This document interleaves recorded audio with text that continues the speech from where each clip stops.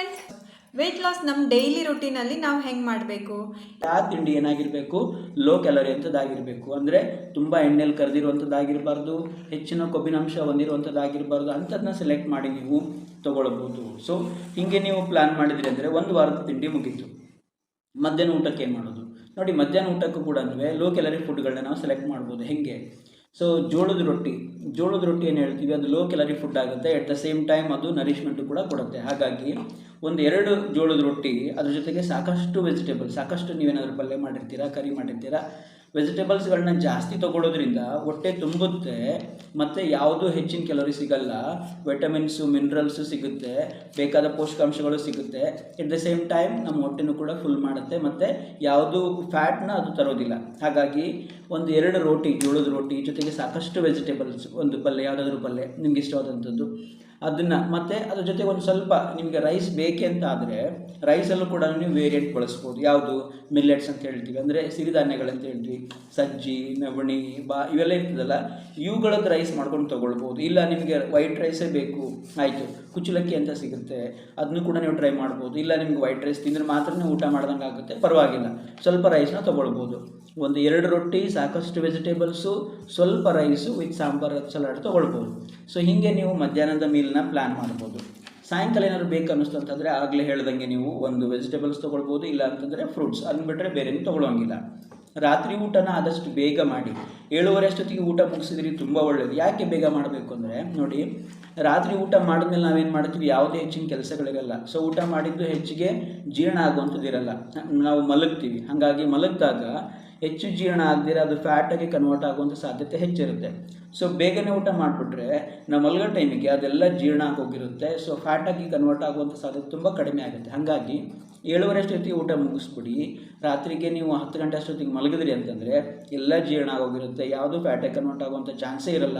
ಮತ್ತು ಮಾರನೇ ದಿನಕ್ಕೆ ನಿಮ್ಮ ಜೀರ್ಣ ಏನು ವ್ಯವಸ್ಥೆ ಇದೆ ಅದು ರೆಡಿ ಆಗಿರುತ್ತೆ. ಸೊ ಹಾಗಾದ್ರೆ ರಾತ್ರಿಗೆ ಏನು ಮಾಡೋದು?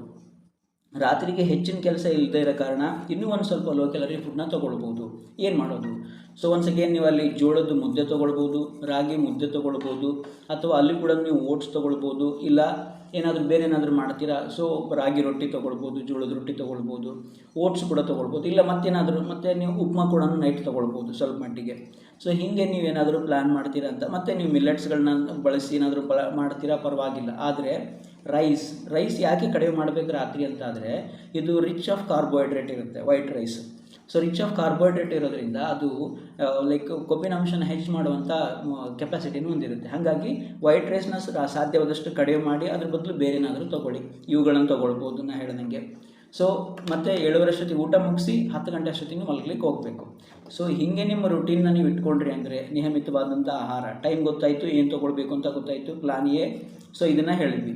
ಸೊ ಇನ್ನೊಂದು ಪ್ಲ್ಯಾನ್ ಬಿ ಅಂತ ಇದೆ, ನಾನು ಹೇಳಿದಾಗಲೇ ಪ್ಲ್ಯಾನ್ ಬಿ ಕೂಡ ಕೊಡ್ತೀನಿ, ನಿಮ್ಗೆ ಯಾವ್ದು ಅನುಕೂಲ ಆಗುತ್ತೆ ಅದ್ರ ಪ್ರಕಾರ ನೀವು ಮಾಡ್ಕೊಂಡು ಹೋಗಿ ಅಂತ. ಪ್ಲ್ಯಾನ್ ಬಿ ಒಂದು ಸ್ವಲ್ಪ ಕಷ್ಟ ಆಗುತ್ತೆ, ಬಟ್ ನೀವು ಕರೆಕ್ಟಾಗಿ ಮಾಡಿದ್ರಿ ಅಂದರೆ ಖಂಡಿತವಾಗ್ಲೂ ಇಂಟ್ರೆಸ್ಟಿಂಗ್ ಇರುತ್ತೆ ಮತ್ತು ನಿಮಗೆ ಬೇಕಾಗುವಂಥ ಎಲ್ಲ ಪೋಷಕಾಂಶಗಳು ಸಿಗುತ್ತೆ. ಎಟ್ ದ ಸೇಮ್ ಟೈಮ್ ನಿಮಗೆ ಏನು ಮಾಡುತ್ತೆ, ಅದು ತೂಕನ ಹೆಚ್ಚಾಗೋಕ್ಕೆ ಬಿಡೋದಿಲ್ಲ.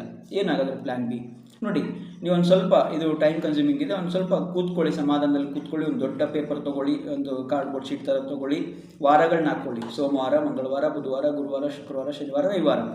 ಸೊ ತಿಂಡಿಗಳು ಬೆಳಗ್ಗೆ, ಮಧ್ಯಾಹ್ನ, ರಾತ್ರಿ, ಈ ಥರ ನೀವು ಒಂದು ಶೀಟ್ ಮಾಡ್ಕೊಳ್ಳಿ, ಒಂದು ಕಾಲಮ್ ಹಾಕ್ಕೊಳ್ಳಿ. ಬೆಳಗ್ಗೆ ತಿಂಡಿನಲ್ಲಿ ನೋಡಿ, ಅರ್ಥ ಮಾಡ್ಕೊಳ್ಳೋಕೆ ಪ್ರಯತ್ನ ಮಾಡಿ. ಬೆಳಗ್ಗೆ ತಿಂಡಿನಲ್ಲಿ ಸೋಮವಾರದ ದಿನ ನೀವು ಯಾವುದಾದ್ರೂ ಒಂದು ಪದಾರ್ಥ ತಿಂಡಿ ಮಾಡಿದ್ರಿ, ಫಾರ್ ಎಕ್ಸಾಂಪಲ್ ಸೋಮವಾರ ಬೆಳಗ್ಗೆ ನೀವು ರಾಗಿ ದೋಸೆ ತಿಂದ್ರಿ. ಈ ಒಂದು ಕಂಪ್ಲೀಟ್ ವಾರದಲ್ಲಿ ಯಾವಾಗಲೂ ಕೂಡ ನೀವು ರಾಗಿಯಿಂದ ಮಾಡಿರುವಂಥ ಪದಾರ್ಥನ ರಿಪೀಟ್ ಮಾಡಬಾರ್ದು. ಮತ್ತೆ ನೀವು ರಾಗಿಯಿಂದ ಏನಾದರೂ ಮಾಡ್ತೀರಾ ಅದನ್ನು ನೆಕ್ಸ್ಟ್ ವೀಕಲ್ಲೇ ಮಾಡಬೇಕು. ಸೊ ಸೋಮವಾರ ಬೆಳಗ್ಗೆ ರಾಗಿ ದೋಸೆ ತಿಂದ್ರಿ, ಸೊ ಆ ವಾರದಲ್ಲಿ ಪೂರ್ತಿ ಯಾವಾಗಲೂ ನೀವು ರಾಗಿಯಿಂದ ಮಾಡಿರುವಂಥದ್ದನ್ನ ಏನೂ ತಿನ್ನೋದಿಲ್ಲ. ಮತ್ತು ರಾಗಿಯಿಂದ ಏನಾದರೂ ಮಾಡೋದಿತ್ತಂದರೆ ಅದನ್ನ ಮುಂದಿನ ಸೋಮವಾರನೇ ಮಾಡೋದು. ಸೊ ಸೋಮವಾರ ಮಧ್ಯಾಹ್ನ ಏನು ಮಾಡ್ತೀರಾ, ಜೋಳದ ರೊಟ್ಟಿ ತಿಂತೀರಾ, ಅದ್ರ ಜೊತೆ ಒಂದು ಸ್ವಲ್ಪ ರೈಸ್ ತೊಗೊಳ್ತೀರಾ. ಸೊ ನೆನಪಿರಲಿ ರೂಲ್ ಪ್ರಕಾರ. ಸೊ ಸೋಮವಾರ ಮಧ್ಯಾಹ್ನ ನೀವು ಮಾಡಿದ್ರಿ ಅಂದರೆ ಮತ್ತೆ ನೀವು ಜೋಳದ ಏನಾದರೂ ಮಾಡ್ತೀರಾ ಅಂತ ಆದರೆ, ಅಕ್ಕಿದೇನಾದರೂ ಮಾಡ್ತೀರಾ ಅಂತ ಆದರೆ ಅದನ್ನು ನೀವು ಮತ್ತೆ ನೆಕ್ಸ್ಟ್ ಮಂಡೇನೇ ಮಾಡುವಂಥದ್ದು. ಅಂದರೆ ಯಾವುದಾದ್ರೂ ಒಂದು ಪದಾರ್ಥ ನೀವು ಸೇವಿಸ್ತೀರ ಏನಾದರೂ ಮಾಡಿ ಅಂದರೆ ಆ ಪದಾರ್ಥದ ಆಹಾರಗಳನ್ನ ನೀವು ಆ ವಾರದಲ್ಲಿ ಮಾಡಲಿಕ್ಕಿಲ್ಲ, ಮತ್ತೆ ಅದನ್ನ ರಿಪೀಟ್ ಮಾಡಲಿಕ್ಕಂದರೆ ನೀವು ನೆಕ್ಸ್ಟ್ ವೀಕಲ್ಲೇ ಮಾಡಬೇಕು. ಅಂದರೆ ಒಂದು ಆಹಾರ ಧಾನ್ಯದಿಂದ ಪದಾರ್ಥದಿಂದ ಮಾಡಿರುವಂಥ ಆಹಾರನ ರಿಪೀಟ್ ಮಾಡುವಂಗಿಲ್ಲ. So that is the rule. ಹಾಗೆ ನೀವು ಒಂದಷ್ಟು ಎಷ್ಟು ಬೇಕಾಗ್ತದೆ, ಒಂದು ದಿನಕ್ಕೆ 3 ಆಹಾರ ಪದ್ಧತಿಗಳಂತಂದರೆ ಒಂದು ವಾರಕ್ಕೆ ಒಂದು 21 ಡಿಶಸ್ನ ನೀವು ವೇರಿಯಂಟ್ಸ್ನ ನೀವು ಮಾಡ್ಕೊಂಡು ಇಟ್ಕೊಂಡ್ರಿ ಅಂದರೆ ಎಲ್ಲನೂ ಬಳಸ್ಬೋದು ನೀವು ಇದರಲ್ಲಿ. ಸೊ ಇದರಲ್ಲಿ ನೀವು ಮಿಲ್ಲೆಟ್ಸ್ ಸಿರಿಧಾನ್ಯಗಳನ್ನು ಬಳಸ್ಬೋದು, ರಾಗಿ ಸಜ್ಜಿನ ಅಲ್ಲೆಲ್ಲ ಬಳಸ್ಬೋದು, ಬಿಟ್ಟರೆ ಈ ಜೋಳಗಳನ್ನು ಬಳಸ್ಬೋದು. ಮತ್ತು ನೀವು ದಿನನಿತ್ಯ ಏನು ತೊಗೊಳ್ತಿರಲ್ಲ ಅವುಗಳನ್ನು ಕೂಡ ಒಂದು ಸ್ವಲ್ಪ ಬಳಸ್ಕೊಂಡು ನೀವು 21 ದಿನದ ಏನಾದರೂ 21 ಡಿಶ್ಗಳನ್ನ ನೀವು ರೆಡಿ ಮಾಡ್ಕೊಂಡ್ರಿ ಒಂದು ವಾರಕ್ಕೆ ಬೇಕಾಗುವಷ್ಟು ಅಂತ ಆಯ್ತಂತಾದರೆ ಅವುಗಳನ್ನ ಫಾಲೋ ಮಾಡೋದು. ಮತ್ತೇನಾದರೂ ಆಹಾರ ಪದಾರ್ಥದಿಂದ ಏನಾದರೂ ಮಾಡ್ತೀರಾ ಅದನ್ನು ನೆಕ್ಸ್ಟ್ ವೀಕಲ್ಲೇ ಮಾಡುವಂಥದ್ದು. ಸೊ ಹಿಂಗೆ ನೀವು ಮಾಡ್ತು ಅಂತಾದರೆ ಒಂದು ಸಣ್ಣ ಎಕ್ಸಾಂಪಲ್ ಕೊಡ್ತೀನಿ. ಮಂಡೇ ಬೆಳಗ್ಗೆ ತಿಂಡಿಗೆ ಏನು ಮಾಡ್ತೀರಿ, ರಾಗಿ ದೋಸೆ ಮಾಡಿದಿರಿ.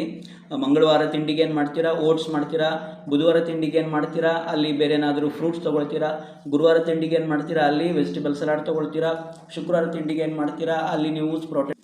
ಹೀಗೆ ನೀವು ತಿಂಡಿನಲ್ಲಿ ಯಾವುದು ವೆರೈಟಿನ ಯಾವುದು ರಿಪೀಟ್ ಮಾಡಲಾರ್ದಂಗೆ ನೀವು ತಿಂಡಿನ, ಮಧ್ಯಾಹ್ನದ ಊಟನ, ರಾತ್ರಿ ಊಟನ ತೊಗೊಂಡ್ರಿ ಅಂದರೆ ನೋಡಿ ಎಷ್ಟೊಂದು ಒಳ್ಳೆ ಪ್ಲ್ಯಾನ್ ಇದೆ ಇದು. ನಿಮ್ಗೆ ಎಲ್ಲೂ ಸಿಗ್ಲಿಕ್ಕಿಲ್ಲ ಈ ಥರದ ಪ್ಲ್ಯಾನ್. ಸೊ ಕಂಪ್ಲೀಟಾಗಿ ನೀವು 21 ವೇರಿಯಂಟ್ಸ್ ಫುಡ್ಸ್ ತೊಗೊಳ್ತೀರಾ. ಅದರಿಂದ ಈಗ ಏನು ಮಾಡ್ತೀರಾ, ಅಲ್ಲಿ ವೆಜಿಟೇಬಲ್ ಸಲಾಡ್ ತೊಗೊಳ್ತೀರಾ. ಶುಕ್ರವಾರ ತಿಂಡಿಗೆ ಏನು ಮಾಡ್ತೀರಾ, ಅಲ್ಲಿ ನೀವು ಪ್ರೋಟೀನ್. ಹೀಗೆ ನೀವು ತಿಂಡಿನಲ್ಲಿ ಯಾವುದು ವೆರೈಟಿನ ಯಾವುದು ರಿಪೀಟ್ ಮಾಡಲಾರ್ದಂಗೆ ನೀವು ತಿಂಡಿನ, ಮಧ್ಯಾಹ್ನದ ಊಟನ, ರಾತ್ರಿ ಊಟನ ತೊಗೊಂಡ್ರಿ ಅಂದರೆ ನೋಡಿ ಎಷ್ಟೊಂದು ಒಳ್ಳೆ ಪ್ಲ್ಯಾನ್ ಇದೆ ಇದು. ನಿಮ್ಗೆ ಎಲ್ಲೂ ಸಿಗ್ಲಿಕ್ಕಿಲ್ಲ ಈ ಥರದ ಪ್ಲ್ಯಾನ್. ಸೊ ಕಂಪ್ಲೀಟಾಗಿ ನೀವು 21 ವೇರಿಯಂಟ್ಸ್ ಫುಡ್ಸ್ ತೊಗೊಳ್ತೀರಾ. ಅದರಿಂದ ಕಂಪ್ಲೀಟ್ ನರಿಶ್ಮೆಂಟ್ ಸಿಗುತ್ತೆ ನಿಮ್ಮ ಬಾಡಿಗೆ. ಅಟ್ ದ ಸೇಮ್ ಟೈಮ್ ನಿಮ್ಮ ಬಾಡಿಗೆ ಹೆಚ್ಚಿನ ಕ್ಯಾಲೋರಿ ಸಿಗೋದಿಲ್ಲ, ತೂಕ ಜಾಸ್ತಿ ಆಗುವಂಥ ಪ್ರಮೇಹ ಬರೋದೇ ಇಲ್ಲ. ಆದರೆ ಇದು ಫಾಲೋ ಮಾಡೋದೊಂದು ಸ್ವಲ್ಪ ಕಷ್ಟ ಆಗುತ್ತೆ. ಖಂಡಿತವಾಗ್ಲೂ ಪ್ರಯತ್ನ ಮಾಡಿ, ಫಾಲೋ ಮಾಡಿ. ಇದನ್ನು ನೀವು ಕಂಟಿನ್ಯೂ ಮಾಡಿದ್ರಿ, ಒಂದು 3 ತಿಂಗಳು 6 ತಿಂಗಳು ಕಂಟಿನ್ಯೂ ಮಾಡಿದ್ರಿ ಅಂದರೆ ಖಂಡಿತವಾಗ್ಲೂ ನೀವೇನು ಅಂದ್ಕೊಳ್ತಾ ಇದ್ದೀರಾ, ನೀವೆಷ್ಟು ತೂಕ ಬೇಕಾದರೂ ಅಷ್ಟು ಕಡಿಮೆ ಮಾಡ್ಕೊಳ್ಬೋದು. ಸೊ ಇದು ಆಗಿತ್ತು ಪ್ಲ್ಯಾನ್ ಬಿ. ಈಗ ಆಗಲ್ಲಪ್ಪ ನಮಗೆ ಪ್ಲ್ಯಾನ್ ಏನೂ ಮಾಡೋಕ್ಕಾಗಲ್ಲ, ಪ್ಲ್ಯಾನ್ ಬಿನೂ ಮಾಡೋಕ್ಕಾಗಲ್ಲ, ಅವಾಗ ಏನು ಮಾಡೋದು? ಸೊ ಪ್ಲ್ಯಾನ್ ಸಿ ಅಥವಾ ಇದನ್ನ ಜನರಲ್ ರೂಲ್ ಅಂತ ಹೇಳ್ಬೋದು. ಏನು ಮಾಡೋದು? ಇದು ವೆರಿ ಸಿಂಪಲ್, ಬಟ್ ಇದರಿಂದ ಹೆಚ್ಚಿನ ಪ್ರಯೋಜನ ಎಕ್ಸ್ಪೆಕ್ಟ್ ಮಾಡೋದು ಸ್ವಲ್ಪ ಕಷ್ಟ ಆಗುತ್ತೆ ಅಲ್ವಾ? ಸೊ ಏನು ಮಾಡೋದು? ಸೊ ಟೈಮ್ ಅಂತೂ ಕರೆಕ್ಟಾಗಿ ಮೇಂಟೈನ್ ಮಾಡಬೇಕು, ತಿಂಡಿದು, ಮಧ್ಯಾಹ್ನದ ಊಟದ್ದು, ರಾತ್ರಿ ಊಟದ್ದು. ಆದರೆ ಊಟದಲ್ಲಿ ಒಂದು ಸ್ವಲ್ಪ ಹೈ ಕ್ಯಾಲರಿ ಫುಡ್ ಸ್ಟಫ್ಸ್ ಅಂತ ಹೇಳ್ತೀವಿ. ಚಪಾತಿನ ಒಂದು ಸ್ವಲ್ಪ ಅವಾಯ್ಡ್ ಮಾಡಿ, ಅದು ಪಿಷ್ಟಾನ್ನ ಆಗುತ್ತೆ, ಚಪಾತಿ ಗೋಧಿಯಿಂದ ಆಗುವಂಥದ್ದು. ಚಪಾತಿನ ಅವಾಯ್ಡ್ ಮಾಡಿ, ರೈಸನ್ನು ಒಂದು ಸ್ವಲ್ಪ ಅವಾಯ್ಡ್ ಮಾಡಿ, ಯಾಕಂದರೆ ಅದು ಕೂಡ ಪಿಷ್ಟಾನ್ನ ಕಾರ್ಬೋಹೈಡ್ರೇಟ್ ರಿಚ್ ಇರುತ್ತೆ, ತೂಕನ ಹೆಚ್ಚು ಮಾಡೋ ಒಂದು ಕಾರಣ ಆಗುತ್ತೆ. ಅದನ್ನು ಬಿಟ್ಟರೆ ಎಣ್ಣೆ ಕಲ್ ಪದಾರ್ಥಗಳನ್ನ ಅವಾಯ್ಡ್ ಮಾಡಿ, ಮತ್ತು ಆದಷ್ಟು ಒಂದು ಸ್ವಲ್ಪ ಈ ಹೆಚ್ಚು ಜಿಡ್ಡಿರುವಂಥ ಅಂಶಗಳು ಯಾವುದು, ಮೊಸರು, ಅದನ್ನು ಸ್ವಲ್ಪ ಅವಾಯ್ಡ್ ಮಾಡಿ. ಸ್ವಲ್ಪ ಅವಾಯ್ಡ್ ಮಾಡಿ. ತುಪ್ಪ ತೊಗೊಳ್ಬೋದು, ತುಪ್ಪದಿಂದ ಅಗ್ನಿ ದೀಪ್ತ ಆಗುತ್ತೆ. ಹಾಲನ್ನು ಒಂದು ಸ್ವಲ್ಪ ಕಡಿಮೆ ಮಾಡಿ, ಮೊಸರು ಒಂದು ಸ್ವಲ್ಪ ಕಡಿಮೆ ಮಾಡಿ. ಮಜ್ಜಿಗೆ ಮತ್ತು ತುಪ್ಪನ ಪರವಾಗಿಲ್ಲ ತೊಗೊಳ್ಬೋದು. ಬಿಟ್ಟರೆ ಈ ನಾನ್ ವೆಜ್ ಫುಡ್ ಸ್ಟಫ್ಸ್ನ ಒಂದು ಸ್ವಲ್ಪ ಕಡಿಮೆ ಮಾಡಿದ್ರೆ ಒಳ್ಳೆಯದು. ಹೌದು, ಅದರಿಂದ ಪ್ರೋಟೀನ್ ಸಿಗುತ್ತೆ ನಮಗೆ, ಆದರೂ ಅದರಿಂದ ಒಂದು ಸ್ವಲ್ಪ ತೂಕ ಜಾಸ್ತಿ ಆಗುವಂಥ ಸಾಧ್ಯತೆ ಇರುತ್ತೆ. ಹಾಗಾಗಿ ಮಾಂಸ ಪದಾರ್ಥಗಳನ್ನು ಸ್ವಲ್ಪ ಕಡಿಮೆ ಮಾಡಿದ್ರೆ ತುಂಬ ಒಳ್ಳೆಯದು. ಮತ್ತು ಬೇಕರಿ ಐಟಮ್ಸ್ ಎಲ್ಲನೂ, ಬೇಕರಿ ಫುಡ್ ಸ್ಟಫ್ಸ್ನ ಅವಾಯ್ಡ್ ಮಾಡಿ.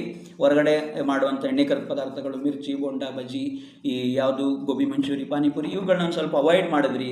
ಮನೆಯಲ್ಲೇ ಮಾಡುವಂಥ ಆಹಾರ ಪದಾರ್ಥಗಳನ್ನ ಸೇವಿಸ್ತಾ ಬಂದ್ರಿ. ಅದು ಹೆಚ್ಚು ನೀವು ಫ್ರೂಟ್ಸು, ಹೆಚ್ಚು ವೆಜಿಟೇಬಲ್ಸ್ನ ನೀವು ನಿಮ್ಮ ಆಹಾರದಲ್ಲಿ ಇನ್ಕ್ಲೂಡ್ ಮಾಡಿದ್ರಿ. ಲೈಕ್ ಫ್ರೂಟ್ ಜ್ಯೂಸಸ್ನ ಹೆಚ್ಚು ಇನ್ಕ್ಲೂಡ್ ಮಾಡಿದ್ರಿ. ಡ್ರೈ ಫ್ರೂಟ್ಸ್ನ ತೊಗೊಳ್ತಾ ಬಂದ್ರಿ. ಅದು ಕೂಡ ಒಂದು ಕಂಪ್ಲೀಟ್ ಫುಡ್ ಆಗುತ್ತೆ, ಲೋ ಕ್ಯಾಲರಿ ಫುಡ್ ಆಗುತ್ತೆ. ನಿಮ್ಮ ತೂಕನ ಹೆಚ್ಚಾಗದಂಗೆ ನೋಡ್ಕೊಳ್ಳೋಕ್ಕೆ ಪ್ರಯತ್ನ ಮಾಡುತ್ತೆ, ಮತ್ತು ತೂಕನ ಕೂಡ ಕಡಿಮೆ ಮಾಡ್ಬೋದು. ಸೊ ಇದಾಗಿತ್ತು ಒಂದು ಪ್ಲ್ಯಾನ್ ಸಿ ಅಂತ ಹೇಳ್ಬೋದು, ಅಥವಾ ಜನರಲ್ ರೂಲ್. ನಿಮಗೆ plan A, plan B follow ಮಾಡೋಕ್ಕಾಗದೆ ಹೋದರೆ ಈ ಜನರಲ್ ರೂಲ್ ಆದರೂ ಫಾಲೋ ಮಾಡಿದ್ರೆ ನೀವು ಅವಾಗಲೂ ಕೂಡ ತೂಕನ ಕಡಿಮೆ ಮಾಡಿಕೊಳ್ಳುವಂಥ ಪ್ರಯತ್ನ ಮಾಡ್ಬೋದು. ನೆನಪಿರಲಿ, ಇದ್ರ ಜೊತೆಗೆ ನಿಯಮಿತವಾದಂಥ ದೈಹಿಕ ಪರಿಶ್ರಮ ಬೇಕೇ ಬೇಕು, ಮತ್ತು ಮಾನಸಿಕ ಒತ್ತಡವನ್ನು ಮ್ಯಾನೇಜ್ ಮಾಡುವಂಥ ಕೌಶಲ್ಯನ ಕೂಡ ನೀವು ರೂಢಿಸ್ಕೊಳ್ಳೇಬೇಕು. ಅಂದಾಗಲೇ ಮಾತ್ರ ನೀವೇನು ಅಂದ್ಕೊಳ್ತಾ ಇದ್ದೀರಾ ಅದನ್ನು ಅಚೀವ್ ಮಾಡಲಿಕ್ಕೆ ಸಾಧ್ಯ ಆಗುತ್ತೆ. ಸೊ ಇವತ್ತು ನಮ್ಮ ಡಾಕ್ಟ್ರ್ ಹೇಳ್ಕೊಟ್ರು ವೆಯ್ಟ್ ಲಾಸ್ ಮಾಡೋಕ್ಕೆ ಮೇನ್ ರೂಲ್ಸ್ ಏನು, ಟೈಮ್ ಟು ಟೈಮ್ ಊಟ ಮಾಡಬೇಕು ಅಂತ ಹೇಳಿದರು. ಅದ್ರ ಜೊತೆಗೆ ಪ್ಲ್ಯಾನ್ ಎ ಮತ್ತು ಪ್ಲ್ಯಾನ್ ಬಿನೂ ಹೇಳಿದರು. ನಿಮ್ಗೆ ಯಾವ್ದು ಅನುಕೂಲ ಆಗುತ್ತೆ ಆ ರೀತಿ ಮಾಡಿ.